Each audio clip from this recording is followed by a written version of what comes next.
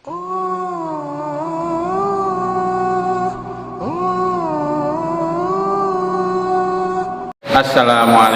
warahmatullahi wabarakatuh.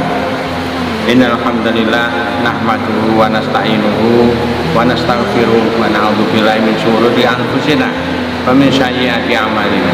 May yahdihillahu fala mudilla lahu wa may yudlil fala hadiya lahu. Para jamaah yang dimuliakan Allah Subhanahu wa taala, pertama-tama mari kita mengucapkan syukur kehadirat Allah Subhanahu wa taala yang selalu melimpahkan rahmat hidayah dan taufiknya kepada kita, sehingga pada saat ini kita memasuki bulan suci Ramadan dalam keadaan sehat walafiat, tidak kurang suatu apapun. Mudah-mudahan kita bisa melaksanakan ibadah puasa ini dengan sebaik-baiknya. Jemaah yang dirahmati Allah Subhanahu wa taala, bulan Ramadan kali ini kita betul-betul mengalami suatu hal yang perlu kita syukuri, bahwa dengan kita diuji keadaan seperti ini, insya Allah kita bisa melaksanakan puasa dengan sebaik-baiknya, dan mudah-mudahan kita tidak tergoyahkan iman dan Islam kita dengan keadaan yang seperti ini. Jamaah yang dirahmati Allah, kami bawakan bahwa umat Islam dalam melaksanakan ibadah yang kedua, yaitu ibadah sholat, tentunya inilah yang betul-betul merupakan sokok bulunya iman kita, sokok bulunya agama kita, ya, jadi merupakan pilar daripada kita. Dan yang paling utama di dalam kita melaksanakan sholat itu adalah doa kita. Yang paling utama adalah surat Al-Fatihah. Al-Fatihah kita harus kita hayati dengan benar, sehingga itulah inti daripada sholat kita. Dan lebih jauh lagi, ada satu bacaan di dalam sholat kita, yaitu pada tahiyat akhir. Pada bacaan tahiyat awal maupun akhir itu merupakan suatu hasil dialog antara Rasulullah SAW dengan Allah Subhanahu wa taala. Nah, di antara kita mungkin ada yang tidak mengetahui. Andai kita mengetahui bahwa sebagian dari bacaan sholat itu adalah dialog di antara Rasulullah SAW dengan Allah Azza wa Jalla, untuk kita tidak akan terburu-buru untuk melakukannya. Setelah kita mengucapkan Allahu Akbar, ternyata bacaan sholat itu dapat membuat kita seperti berada di surga. Mari kita camkan dan kita renungkan kisah berikut ini. Mudah-mudahan dapat kita ambil dari manfaatnya dan kita bisa meresapinya. Pada malam itu Jibril alaihissalam mengantarkan Rasulullah SAW naik ke Sidratul Muntaha.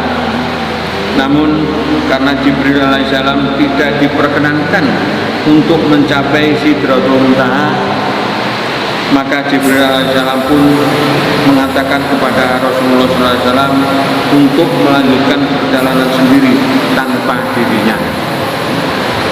Rasulullah SAW melanjutkan perjalanan perlahan sambil terkagum-kagum melihat keindahnya istana Allah SWT hingga tiba di Arsy.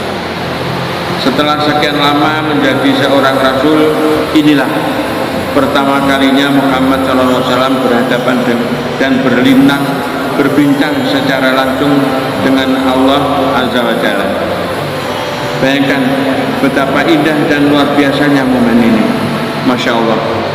Jemaah sekalian, percakapan antara Muhammad Rasulullah SAW dengan Allah SWT adalah yang selalu kita baca di dalam tahiyat akhir. Rasulullah SAW mendekat dan memberi salam penghormatan kepada Allah SWT. At-tahiyatu mubarakatuh salawatu thayyibatu lillah. Semua ucapan penghormatan pengagungan dan pujian hanyalah milik Allah Subhanahu wa taala. Kemudian Allah Subhanahu wa taala menjawab sapaannya, Assalamualaikum ayuhan nabiyyu wa rahmatullahi wa barakatuh. Segala peliharaan dan pertolongan Allah untukmu wahai Nabi. Begitu pula rahmat Allah dan segala karunia-Nya. Mendapat jawaban seperti ini, Rasulullah tidak merasa jawara atau berbesar diri. Justru beliau tidak lupa dengan umatnya. Beliau menjawab, Assalamualaikum warahmatullahi wabarakatuh. Bacaan percakapan mulia itu sekali lagi itu adalah percakapan Tuhan Sang Pencipta dengan hambanya, dan mereka saling menghormati satu sama lain, menghargai satu sama lain. Dan lihat betapa Rasulullah SAW mencintai kita semuanya. Bahkan beliau tidak lupa dengan kita ketika dia di hadapan Allah SWT, selalu ingat umatnya. Ya, melihat peristiwa ini jamaah sekalian, para malaikat yang menyaksikan di luar Sidratul Muntaha tergetar dan terkagum-kagum betapa rahman dan rahimnya Allah SWT, betapa mulianya Muhammad SAW. Kemudian para malaikat pun mengucapkan, Asyhadu an la ilaha illallah wa asyhadu anna Muhammadar Rasulullah. Jadilah rangkaian percakapan dalam peristiwa itu menjadi suatu bacaan di dalam sholat, yaitu pada posisi at-tahiyat awal maupun akhir, yang kita ikuti dengan sholawat kepada Nabi sebagai sanjungan seorang individu yang menyayangi umatnya. Demikian barangkali sekitar yang bisa saya sampaikan. Mudah-mudahan ini betul-betul menjadi teladan bagi kita, manfaat bagi kita di dalam kita beribadah, memuja dan memuji kepada Allah Subhanahu wa taala, berhubungan langsung dengan Allah Subhanahu wa taala. Di dalam tahiyat akhir kita bisa merasakan. Mudah-mudahan bermanfaat. Wabillahi taufiq wal hidayah. Wassalamualaikum warahmatullahi wabarakatuh.